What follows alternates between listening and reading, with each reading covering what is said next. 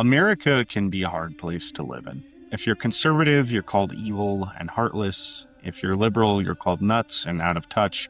And if you're on the fence, you're called complicit in evil. Whatever that means. You're told that you have to pick a side. In the year 2020, I was extremely alarmed by trends I saw in American politics. I just got done reading a ton of World War II literature, and the question I asked myself was, how did the world let something so wrong, so inexcusable, so actually evil happen?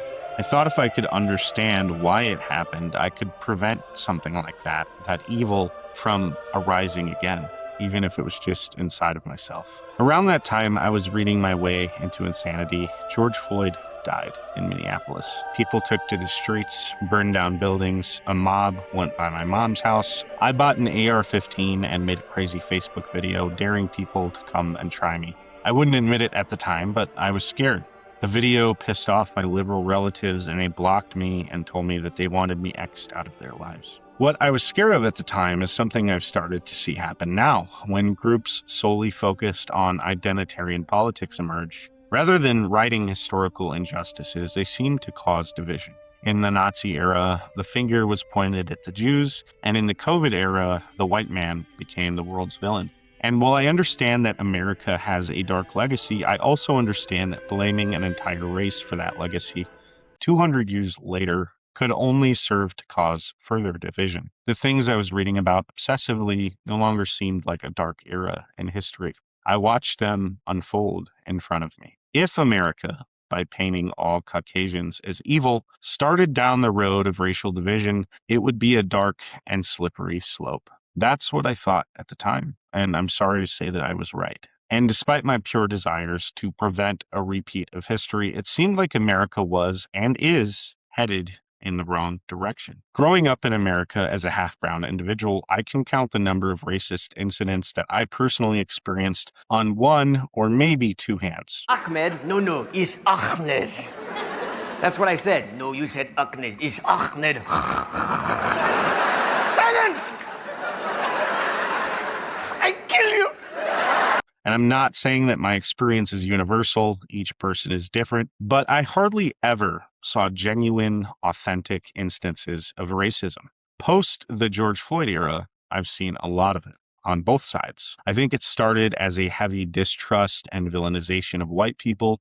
Dear white people, black people can't be racist. And after a while, America got tired of it, and we ended up living in a sort of self-fulfilling prophecy. Why not give it back? Why should white people sit and be told how evil they are without any sort of a response? And despite my faith being important to me, I, as a Christian, slipped into politics. I felt I was forced to pick a side. How could I stay quiet when one political movement so clearly was starting what I viewed as a soft race war? I think many Americans felt this way, and believe it or not, probably on both sides of the political aisle. Forced to pick a side, forced to prioritize certain deeply held beliefs that they had over any other identity. Justice, acceptance, love, tolerance, loyalty, patriotism. In and of themselves, these are all good things, but we have been forced to take these things as our sole identity and use them as weapons against people who value other good things more.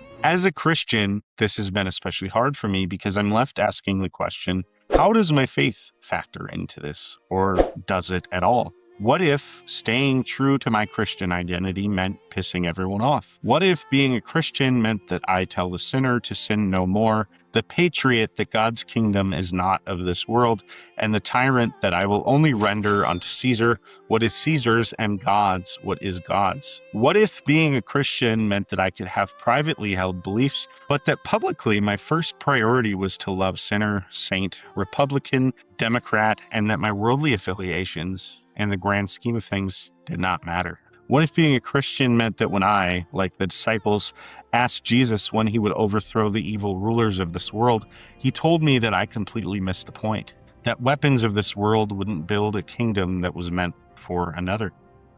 What if being Christian meant that no matter what I said, the world would hate me because it hated him first? What if being Christian meant that aiming at heaven, I would get earth thrown in, but aiming for earth would get me neither? What if the problem for Christians isn't that some pick the wrong side, but that we weren't supposed to pick a side at all? These are questions I began to ask myself. Did I love God enough to humble myself? What if the Savior, who was hated by religious people and ate with tax collectors and prostitutes, didn't have plans for me to be popular and loved? What if the man who promised that in this world I would have trouble expected me to share in that trouble because his perfect love had overcome the world? What if the man who faced the worst kind of death and still loved his enemies asked me to do the same, even with those whose politics I didn't agree with? What if being called by him meant that my citizenship was in heaven and that earthly concerns seemed like mere distractions? I want to be clear. I'm not saying that Christians should be completely uninvolved in worldly politics, but there are two extremes that true Christians ought to avoid.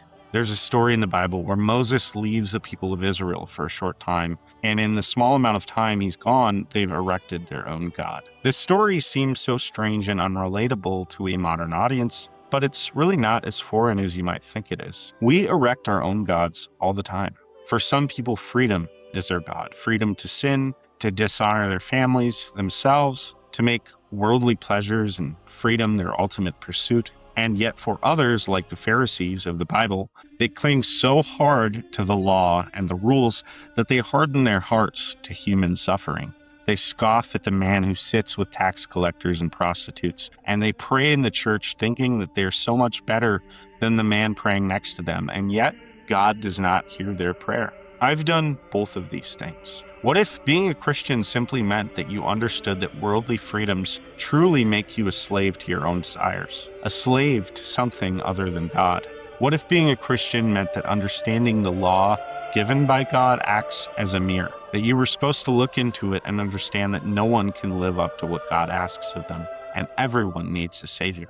What if it meant recognizing how unworthy you are, but thanking God for His grace and taking up your cross and following Him? Would I be a Christian then? Would I be able to humble myself, condemn myself, take the plank out of my own eye, to always speak the truth even when it cost me, to die to my worldly desires and loyalties, to love my enemies deeply and be hated by the world? Christianity is hard. It's a lot to ask. It's not a formula for worldly success and prosperity. It's unattractive. And if I'm being honest, I don't have a very good history of being one. And this is my confession. This is my promise to do better. And this is my encouragement to those I love to do the same, and a request from my critics to forgive me when I've fallen short. Hopefully this video resonated with you. I did my best to be honest, and I think I've gotten so involved in politics that sometimes I miss what's truly important. And so if it did resonate with you, I'd appreciate it if you would like my channel. I plan to put out some more Christian content in the future. Thank you.